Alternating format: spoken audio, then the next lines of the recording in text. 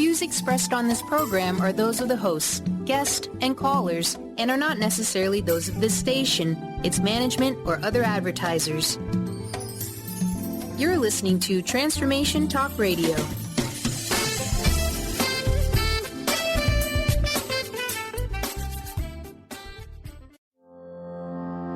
Are you ready to stop stress, anxiety, and low self-esteem from running your life? Join award-winning author Dr. Friedemann Schaub from Empowerment Radio as he addresses some of the most prevailing challenges in our day-to-day lives. Find out how you can use the power of your mind to overcome self-sabotaging patterns and build a solid foundation of confidence and self-respect. Learn cutting-edge tools and approach every day with great ease, joy, and purpose. This is the time to empower yourself. Now, here's your host, Dr. Friedemann Schaub. Welcome to Empowerment Radio, where we talk about breakthrough solutions for everyday living. And boy, we need a few solutions, I believe, because many people have been emailing me feeling scared, sad, out of their mind. Why? Well, because finally the election is over, but for many the nightmare just has begun. And so this uncertainty of what has been or what is to come in the next few years, what the new president will do, what it means to our rights, our environment, our freedom, and all those kind of things gives probably half of the population or more just a really frenzy in their minds. They're anxious, they're concerned, they are worried, and unfortunately with all those worries, they feel more and more powerless, demoralized, ready to pack up, move to Canada or anywhere else. So this show is dedicated to everyone who feels a little bit out of sorts, who feels too overwhelmed just by the unknown, and needs to find a little stillness, a little centeredness, a little inner peace inside. So today we're going to talk about how to find stillness in the midst of chaos. And it's not only chaos necessarily on the political theater, it can also be chaos in your personal life. Maybe you had a problem at work, in your relationship.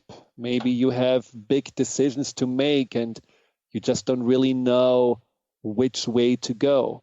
Maybe there is a sense for you that the chaos comes from doing something every day, a profession, going to a job that you really don't like, and you have just to every day get it up. You have to just schlep yourself over there, and you are in the midst of the chaos of that conflict, fighting between finding something else that really gives you joy and purpose, and that sense for security and stability that's also at the same time that need that is so deeply rooted.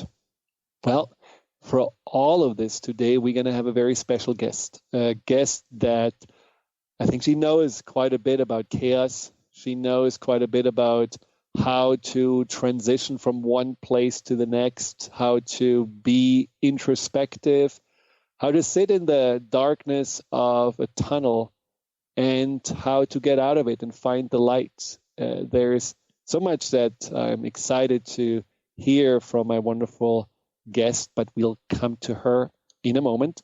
I just want to talk for a moment about fear and anxiety. I know fear and anxiety is something that I'm passionate about and something that I really like to help people to understand more about. It's such a common topic. It's such an epidemic. It's such an issue. And unfortunately, fear and anxiety for many people is the most unwanted emotion. It's like the one thing about themselves that they cannot accept, that they just really want to get rid of as fast as possible. Now, as I often say, fear and anxiety ultimately is a messenger. Don't shoot the messenger. Try to understand what it's all about. But in this case, I do want to say that when you are right now feeling in the midst of all of this, in the midst of the change in the country, the tension that has been created between just a a very divided population. If you feel chronic fear and anxiety, do something about it.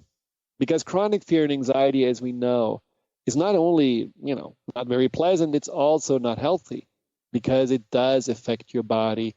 It does drain your energy, and it does have health risks that, if you have this for a longer time, certainly has to be taken serious.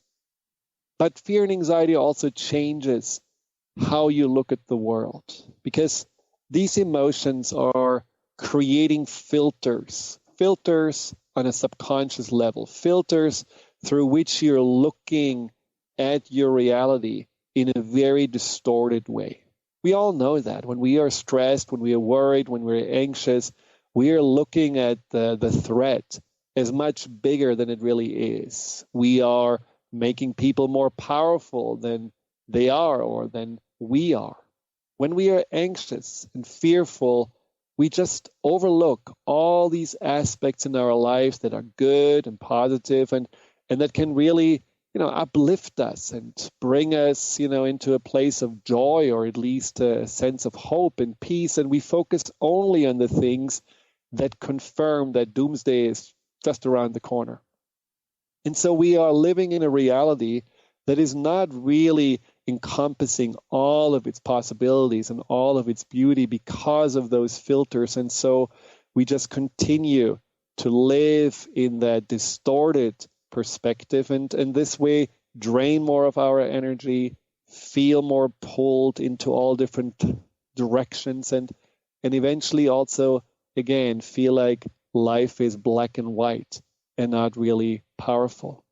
And then, of course, when we are in that fear and anxiety place, we also tending to more disconnect out of the self-protection patterns, disconnect from others, disconnect from the things that are bringing us maybe a sense of purpose or fulfillment. We disconnect from things that are funny or about love or about any creativity or joy. We just focus on that mission to survive or to make the change that we want to see. And so it does diminish our life. It does diminish the way we are approaching our day-to-day, and certainly it does also limit our experiences with oneself and with one another. So if you feel fear and anxiety, take this, what we're going to talk today about, this finding stillness inside, as your first step to disconnect a little bit. Just allow your mind to have a little vacation. Allow your mind to let go of the grip of the news, the grip of the newspaper that you're reading, or the groups that you have been joining and you're discussing feverishly on what has been happening, and just let it go for a while. Just allow yourself for a few minutes, maybe for a day, just to go inwards. Because fear and anxiety mainly focus on the outside threat, on the outside problems, the outside perceived danger, and you're losing your center, you're losing your connection to yourself, you're losing also your connection to your heart. So whatever tools or insights and maybe inspirations you will gain today, just make that first step in the direction to let go of living in fear and anxiety, and approaching the challenges more with a calmness and open-heartedness, and hopefully also with a greater sense of confidence, because when we have this connection to a stillness within, we also have that connection to really our strength and our abilities. When we are still, we can see things more clearly. When we are connected to our core, to our heart, we are much more able to also approach things from a place of compassion, from a place of inner wisdom, and from a place that does bring solutions in a calmer way and not in a frantic way. Now, enough said. Let me introduce my wonderful guest today. She is an author and she is a creator. Her name is Leah Pearlman, and she is the creator of the famous Dharma comics, which many of you have probably seen. She has originally created the like button, which is, something probably everyone has pushed in the meantime, because most people have been on Facebook, and these like buttons are, I believe, on other places as well. But Leah was driven by an unhealthily strong work ethic, it sounds, and she decided at some point to change her life, which we're going to talk about in a moment. And when she changed her life, she moved away from that have to and from that chaos of working in a very busy field to following something more that was close to her heart, something that was more maybe her true, authentic self. And so she started with the Dharma comics, and then also wrote beautiful books, which is called Drawn Together, a Dharma comics collection on the curious journey through life and love. It's a wonderful, amazing collection of her work. It's something that I feel you will just go through and feel with every image and everything that she shares touched, and you will have a smile, but you also feel that there is so much wisdom in what she shares. And I went through it and was just happier after reading it. So it's definitely something that can bring in a lot of light into your day. Now, we will be right back after the break with our special guest, Leah Pearlman. So stay tuned, and we'll be right back. Get into it for 2016. Do you want more prosperity, clarity, energy, and balance in your life? Join Lynn Brown now for one of her amazing workshops, each focusing on a key part of living your best life. For more information and to register for one of these amazing workshops, visit lynnbrownevent.com. That's lynnbrownevent.com. And get into it this 2016 with Lynn Brown. What is a brilliant culture? And how do we create them? Why are they important? Claudette Rowley has created a breakthrough 5-step process to help you design a culture that is authentic, innovative, and successful. Learn how to create change with Cultural Brilliance Radio, the DNA of organizational excellence, and Claudette Rowley. To learn more or work with Claudette, visit ClaudetteRowley.com. Tune in to Lucid Planet Radio with Dr. Kelly Neff. This hit show will illuminate your senses and empower you beyond your daily stressors and hardships. Renowned psychologist and author Dr. Kelly will captivate you with far-reaching topics and amazing guests as you wake to the greatest version of yourself. Learn to tap into your intuitions, think critically about our world, heal emotional and psychological wounds, and follow your passions to live your dreams. The Lucid Planet. Welcome home. Visit lucidplanetradio.com for more information.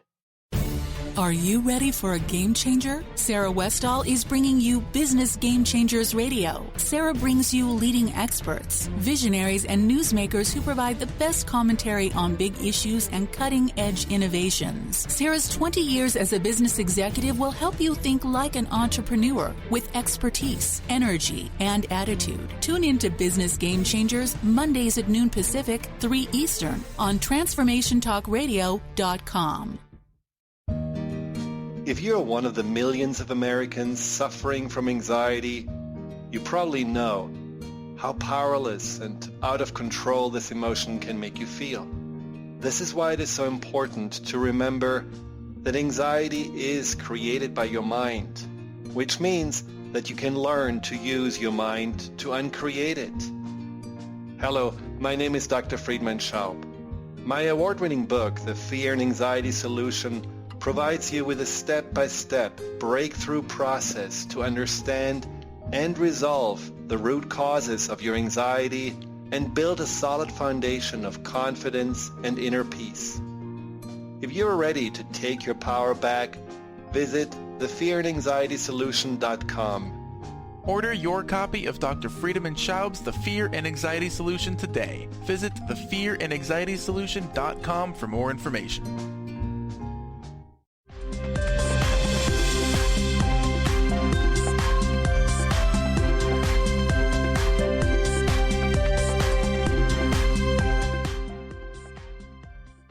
Well, welcome back to Empowerment Radio.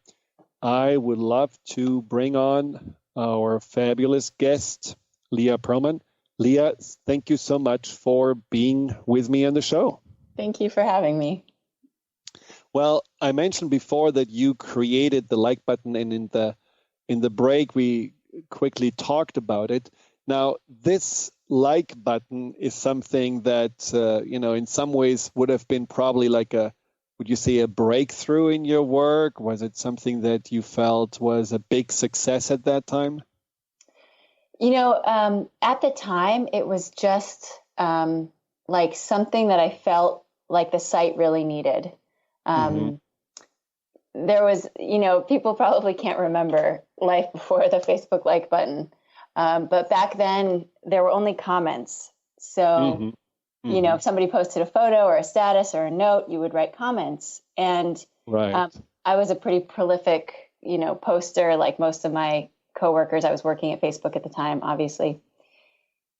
And I would have this frustration, which was if somebody would post a photo or something, the comments would tend to say the same thing over and over again. I like it, or cool. And sometimes somebody would write an interesting comment, but you might not even see it in the sea of all the kind of generic comments. Also, I noticed that people sometimes wouldn't leave a comment because if everybody else already said, congratulations, you might not want to say the same thing again. So it was just kind of a personal frustration. And one day I just put an idea on our internal idea board that was, what if we had a button? I called it the awesome button. What if we had a button that would just aggregate all of those similar comments and leave the comments space open for if people had something specific that they want to say. And that way, if you didn't have anything to say, you didn't have to think about anything. You could just click the button. So it would kind of solve all these things at once. It would help us know, which are the popular things so we could highlight them in newsfeed. And it seemed like a really nice consolidation, a lot of things people were trying to accomplish anyway. So to answer your question, it's not like I thought, there's no part of my mind ever that thought we were creating what is the like button today. It was just like this obvious, this is missing, and it would make the site so much better. And so I really put a lot of energy and time into making sure that project happened.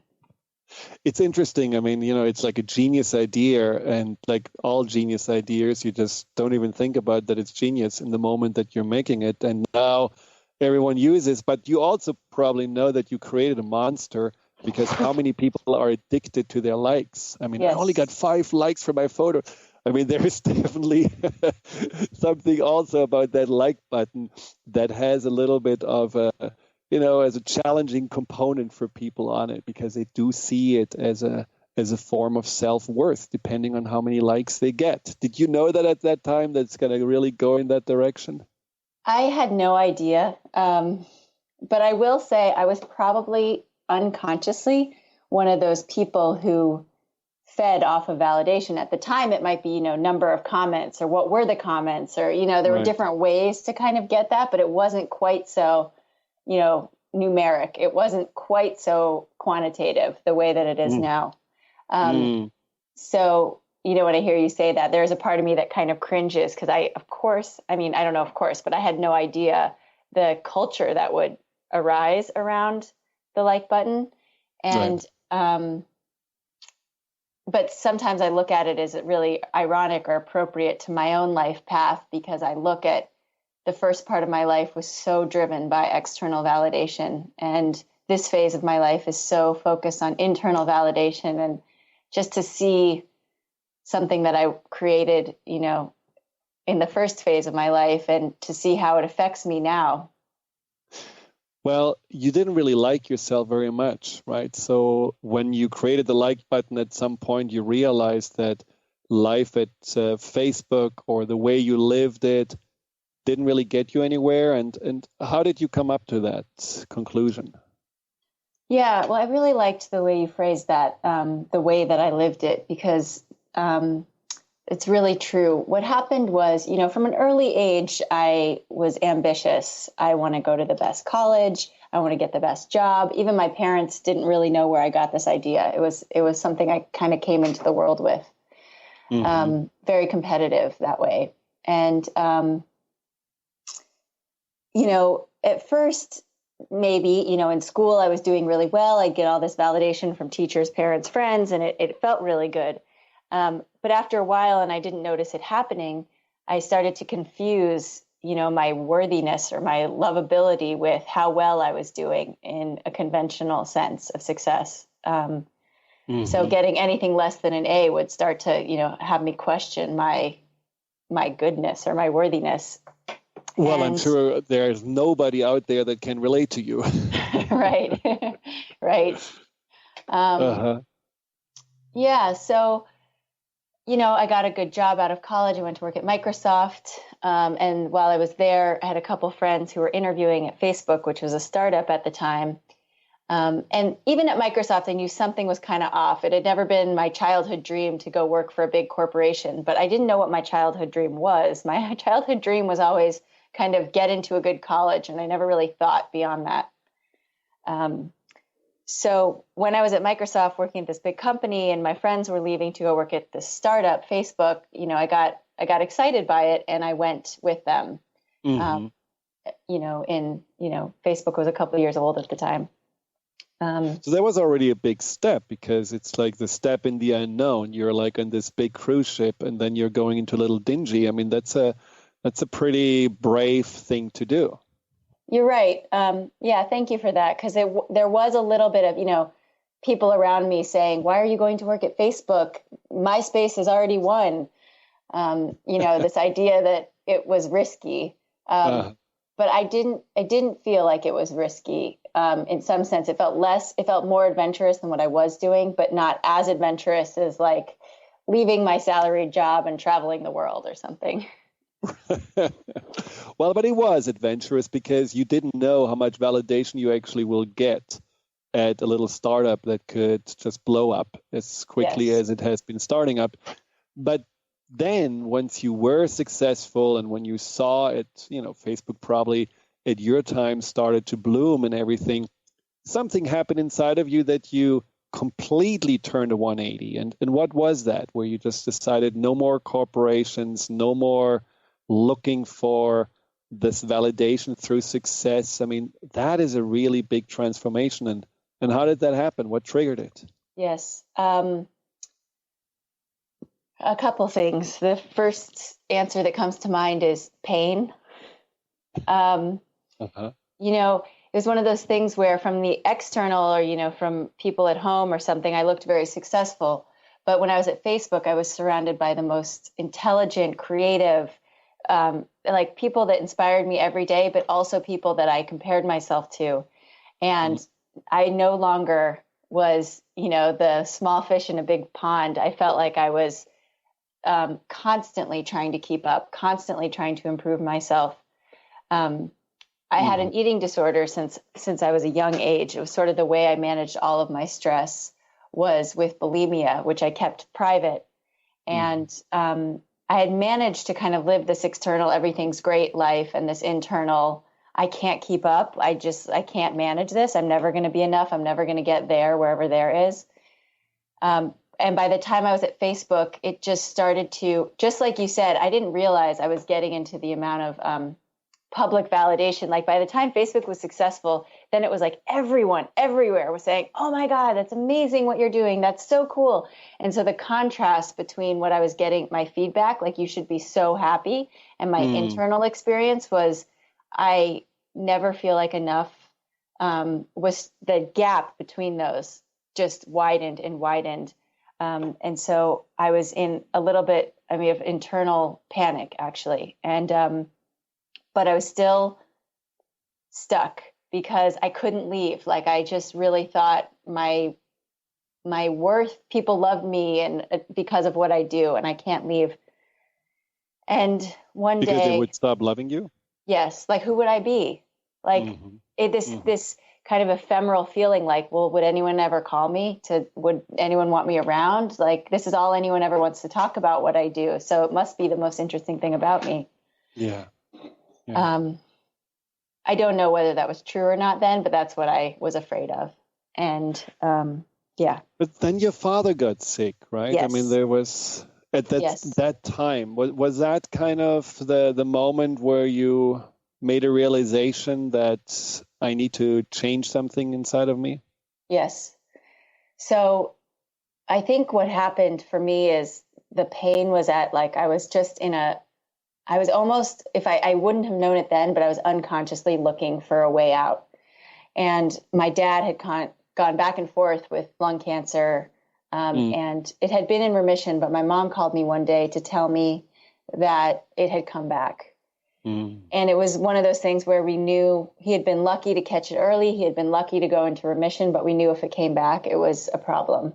And I had been denying his illness, just like I'd been denying all of my own pain most of the time he'd been sick. And my dad was the closest person to me. So it was like, I just wasn't willing to face any possibility that anything was actually wrong. Right. But in that moment she called, my first reaction was to go into denial again. Like, I don't have time for this. He'll be fine. I have too much work. And it was just in that split second, I saw myself do that. And for anyone who knows me, my dad and I were just like two peas in a pod, all the inside jokes, best friends since I was a baby, like so close. And the moment I watched myself not have time for him, I saw clearly I had completely lost track of who I was. Wow. So you really had in that moment actually the realization how far away you were from yourself and the person you maybe truly are. And that was a moment for you to wake up when you were the first away. Now, when we come back, we will talk more about this, and also then the chaos that probably transpired afterwards and how you found stillness in it. And of course, also your amazing work that transpired from it. So we will be right back, more with Leah Pearlman of Dharma Comics.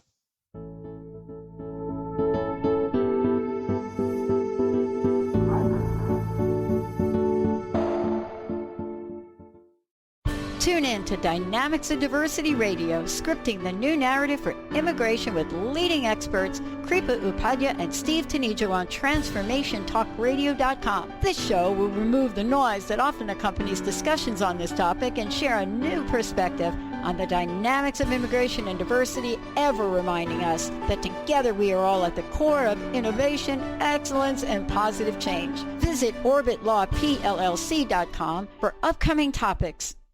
You, yes you, can be the highest version of yourself. Wellness coach and natural beauty expert Dr. Agnes Frenkel is on a mission to help you play the game of your life. Win in vibrancy, health, and beauty. Because you deserve it. Dr. Agnes goes beyond the limits in her personal coaching sessions to revolutionize health and wellness. Now is the time to unleash your true power. For more information, visit dragnesfrankel.com.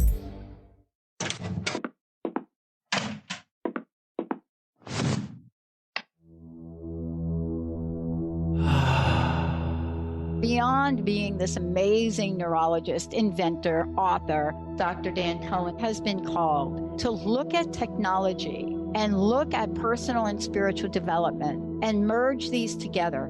As technology uses the healing and psychospiritual effects of synchronized sounds, vibrations, electromagnetic fields, and how that interacts with us in our nervous system in what we're calling the Soul Tech chair. The Soul Tech Lounge induces profound levels of relaxation that transition over time into deep meditative states. The synchronized sound, vibration, and magnetic field induce these states. The subject doesn't have to work at it. To learn more, go to soltechwellbeing.com. That's SOLTEC Wellbeing. Are you ready to stop stress, anxiety, and low self-esteem from running your life? Join award-winning author Dr. Friedemann Schaub for Empowerment Radio and learn breakthrough solutions to switch out of survival mode and approach every day with great ease, joy, and purpose. Tune in the first and third Wednesday at 11 a.m. Pacific to Empowerment Radio with host Dr. Friedemann Schaub on Transformation Talk Radio. Visit thefearandanxietysolution.com to learn more.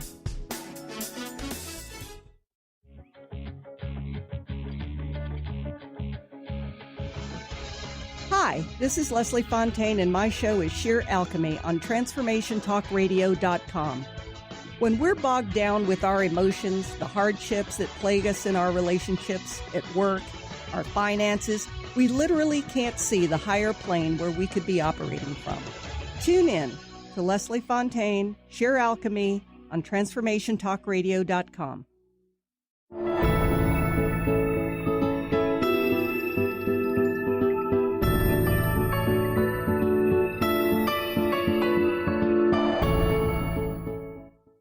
Welcome back. I'm your host, Dr. Friedemann Schaub. We are on Empowerment Radio with the lovely Leah Pearlman, and she is the author of Dharma Comics and this wonderful book, Drawn Together, a Dharma Comics collection on the curious journey through life and love. Now, Leah, where can people find out more about your work? Yeah, so I post all my comics on my website, which is dharmacomics.com. Dharma is DHARMA comics.com. Now, obviously, Dharma Comics is so much more than a like button. Now, you mentioned before that you went through this realization how far you actually got away from yourself. And for some people, that would be just the call to go to the psychiatrist and get drugs. What did you do? I went into work that day and I told my boss that my dad was sick and I needed, I wanted a sabbatical from work. And he said yes. And they granted me a 6-month unpaid, time away. And one of my intentions was to spend time with my dad, but I also knew the real issue was I had lost myself. And so to try and find my way back. Right. So I ended up for those 6 months, one of the, my guiding principle was contrast, which was I was going to try to experience and do things that were just really different than the way that I had done things before.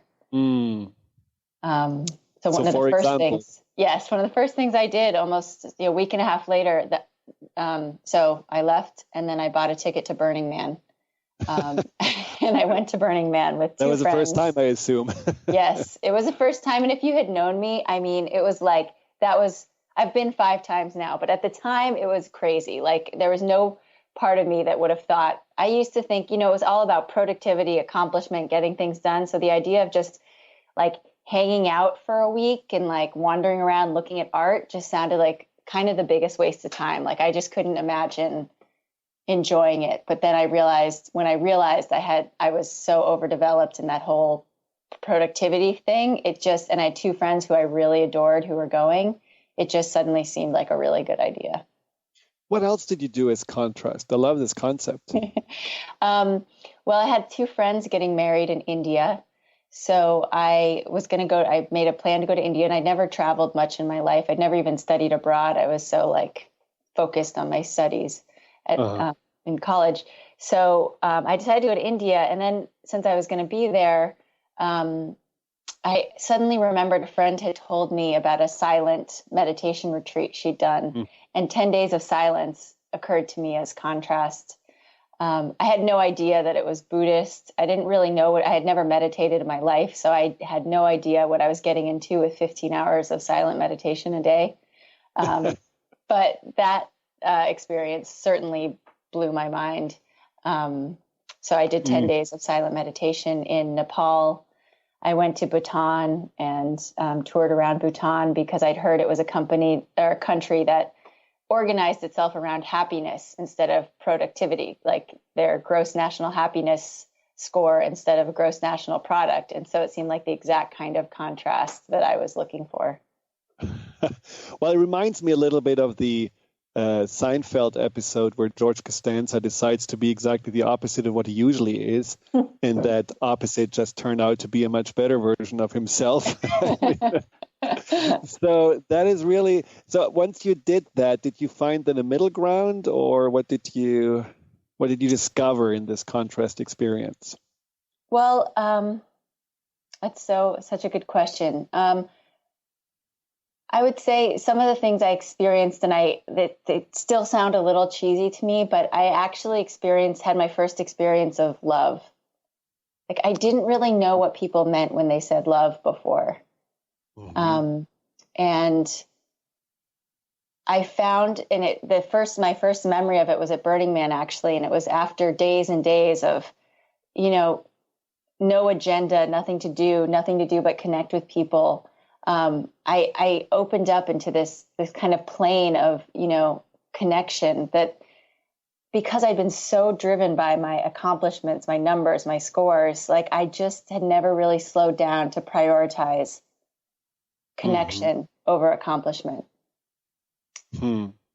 So suddenly I saw why people might want to gather for a week together and look at art. Like, I understood art and experience in a way that I had never given it any credit before. So was this love something that you felt got triggered by a person or by a piece of art, or was it just simply that your heart cracked open and you found there was love inside? I would say partly by a person. There was it was a conversation with an ex-boyfriend, and it was late one night, and he told me he wasn't mad at me for breaking up with him. And he'd said that 100 times before, but for some reason I'd always felt guilt, shame, like I did this to him, something like that. And suddenly in that late night, sitting on a swinging couch in the middle of the desert with lights everywhere, I had my first experience of really being forgiven. And not that he was forgiving me for the first time, but I finally let it in. And I suddenly saw, like, a person can make mistakes, whatever a mistake is. I don't even know what that means anymore. But at the time it was like, it's okay to just do what you do and you can recover. And I'd been such a perfectionist and so scared of making mistakes my whole life that somehow in that moment I freed myself up to just, somewhat, to just live and learn and then keep living and keep learning without that meaning that there was something wrong with me, that I didn't get it all right the first time.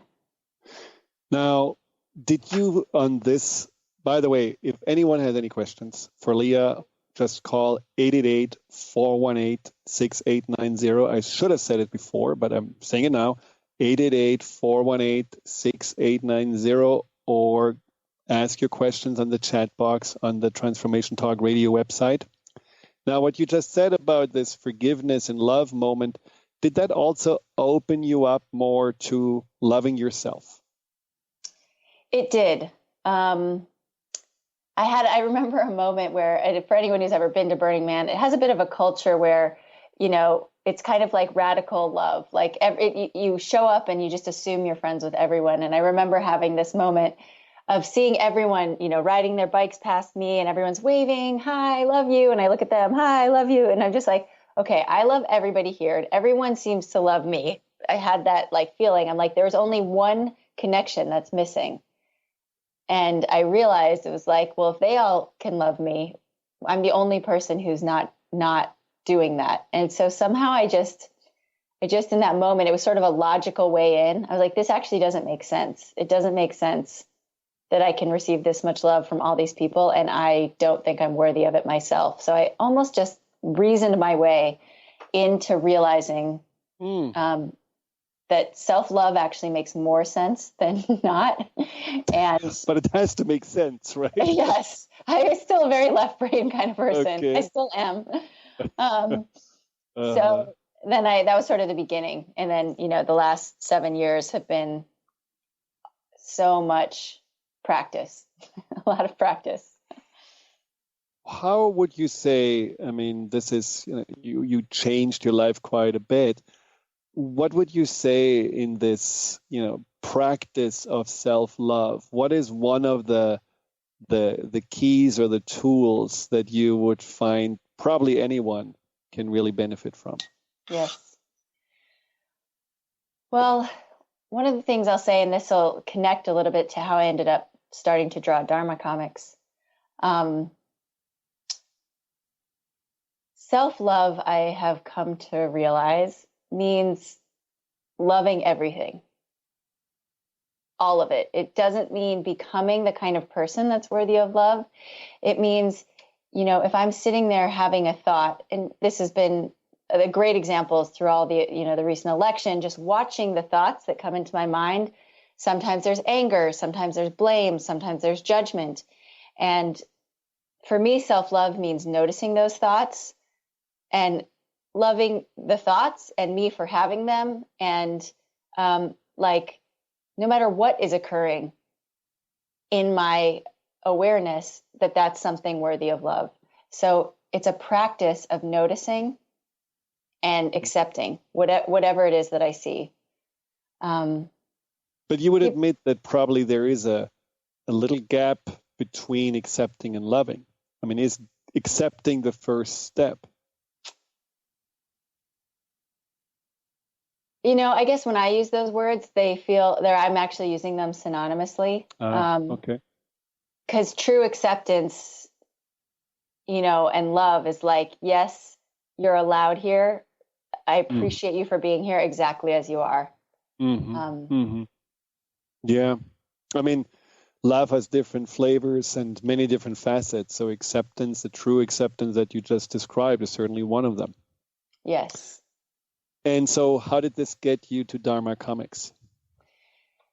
So Dharma Comics came about just so randomly. And I like it now as just, it's a teaching metaphor, even for myself, but for other people too, because I had so much planning and agenda in my life.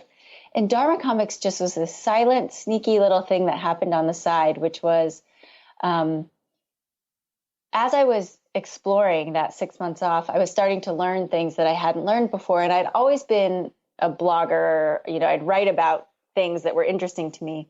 But during that time, I also started to add these little stick figure illustrations to what I was writing, partly because if my writing had illustrations, more people would click on them. And you would be more liked. Exactly, which was still a part of me, is still a part of me.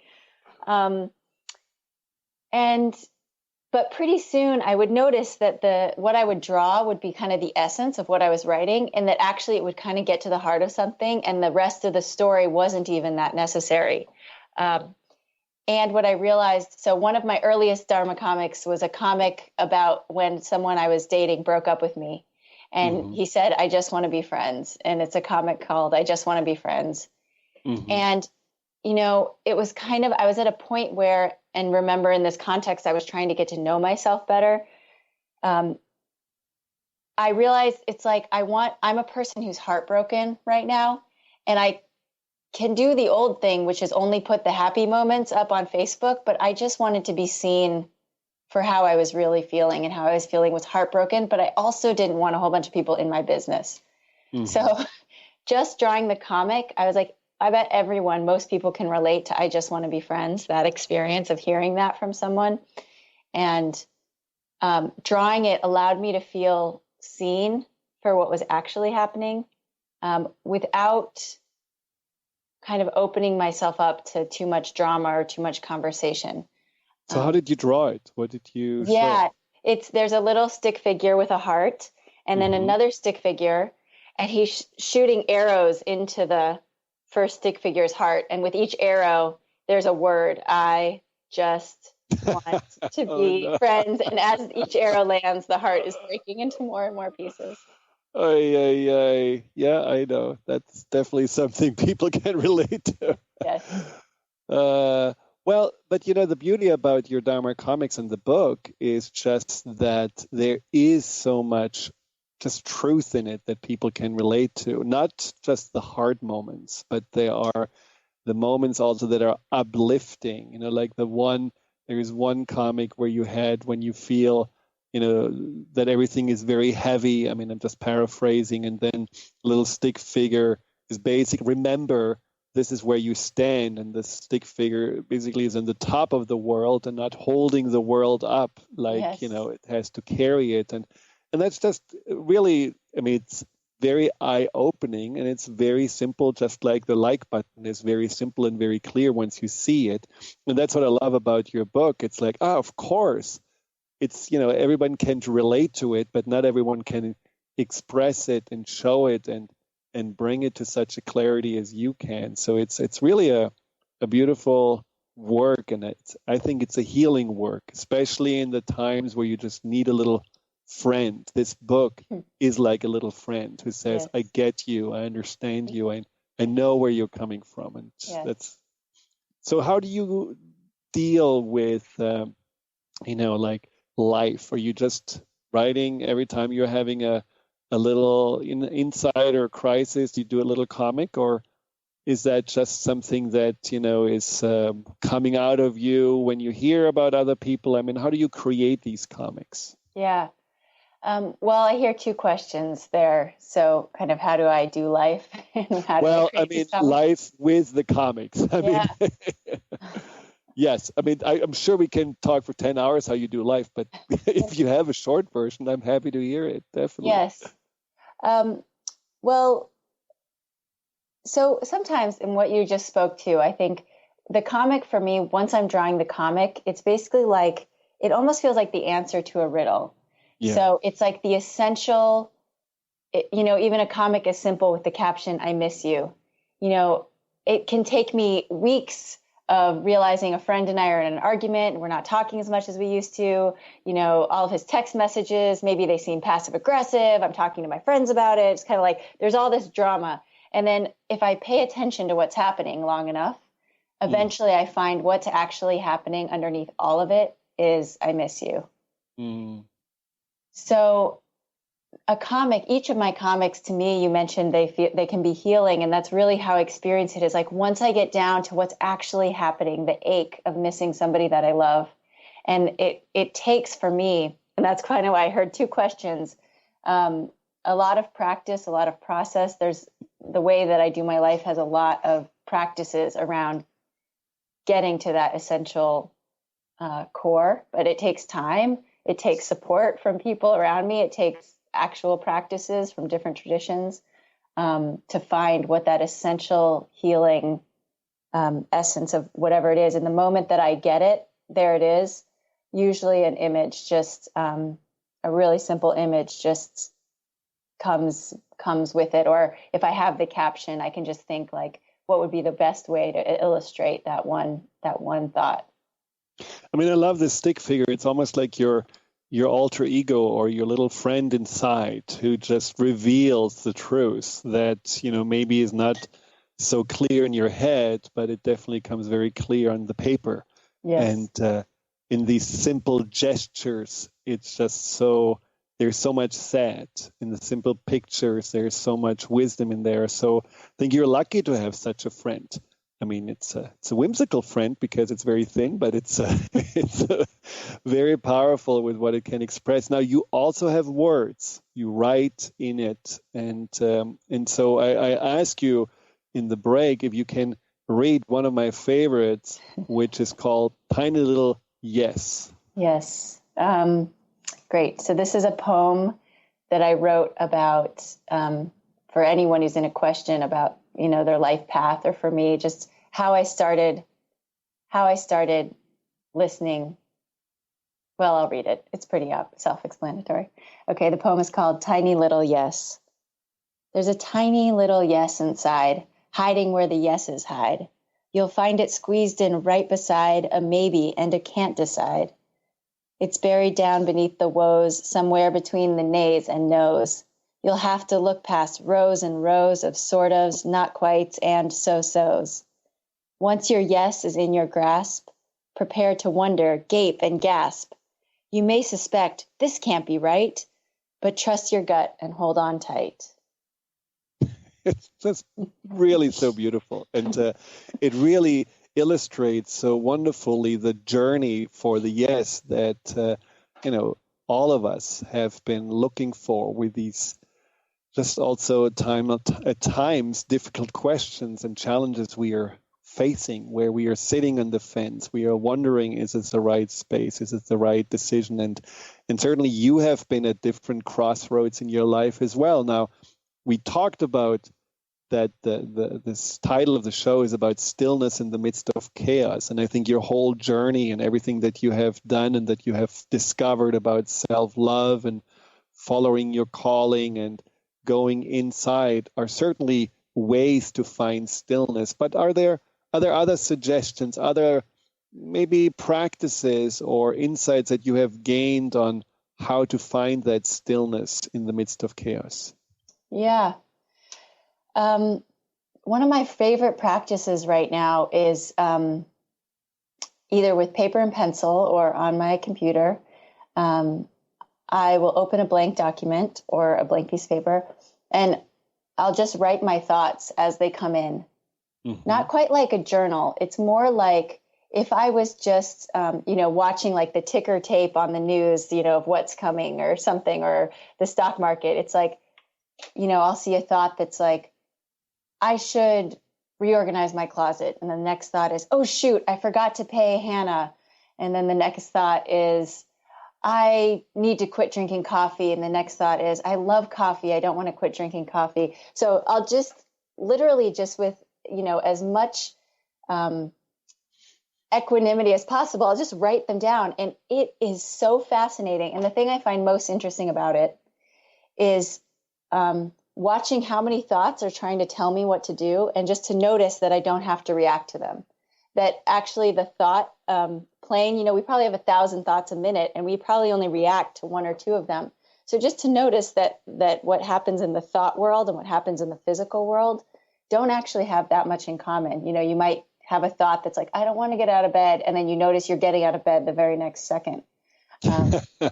So I really like my practice is basically to notice that I don't have to react to my thoughts. So I can write them down. And if I write them down, I give them a home and I give them validation, but I don't necessarily have to react. And I find that right now, especially for me and in my world, around the election, there's kind of all this energy, like, what do I do? There's something to do. It's a feeling like there's something to do, but I don't really know what to do. So rather than run around trying to look busy or feel busy, I'm right now, my practice is just to keep watching my thoughts, so that, to the poem's point earlier, so that when a yes comes up, when it's like a thought is like, call this person and see how you can help.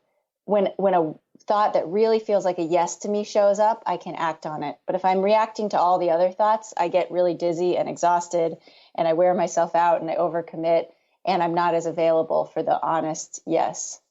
And how do you experience your yeses? Where do you feel them? That's such a good question.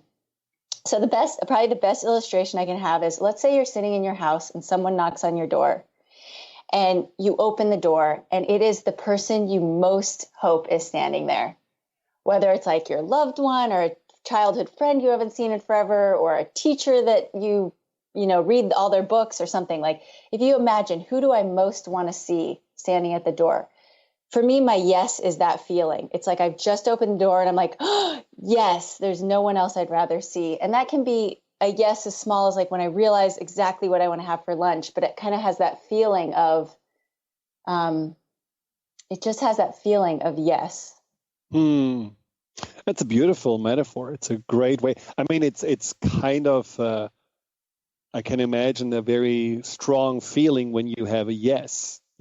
People say, well, I feel my yes when there is an opening in my chest, or when there is a warmth in my heart. But the way you describe it, it's, you really wait for the clear yes. You're not doing like yays. I mean, it's like yeses. I mean, you want them real. And it sounds like you're a patient also in letting those yeses come to you.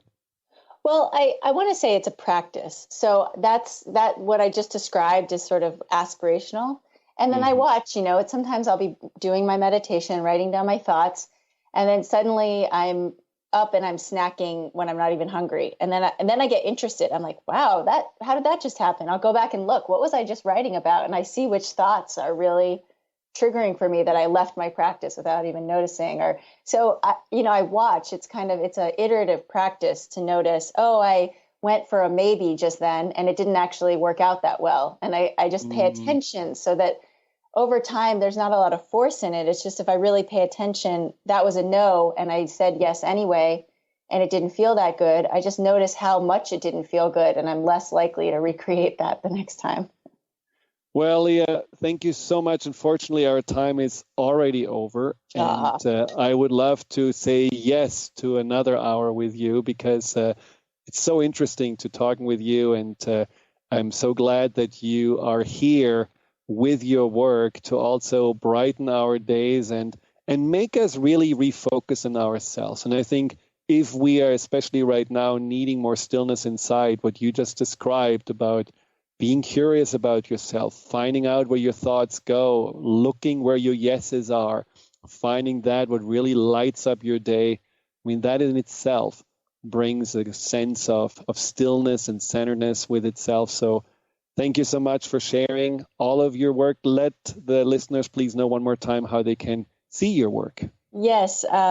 Everything that I draw is posted at dharmacomics.com. That's DHARMACOMICS.com. Thanks again. And until next time in 2 weeks with Empowerment Radio, we will talk about holidays and how to make the holidays actually fulfilling and rewarding for you and not just for the people around you. So I hope to see you then. Take care. You've been listening to Empowerment Radio with Dr. Friedemann Schaub. Join Dr. Friedemann the first and third Wednesday each month at 11 a.m. Pacific as he addresses some of the most prevailing challenges of our daily lives. Discover how you can use the power of your mind to overcome stress, anxiety, and overwhelm and create a solid foundation of confidence and self-esteem. Learn cutting-edge tools so that you can approach every day with great ease, joy, and purpose. To learn more about what Dr. Schaub can do for you, visit thefearandanxietysolution.com.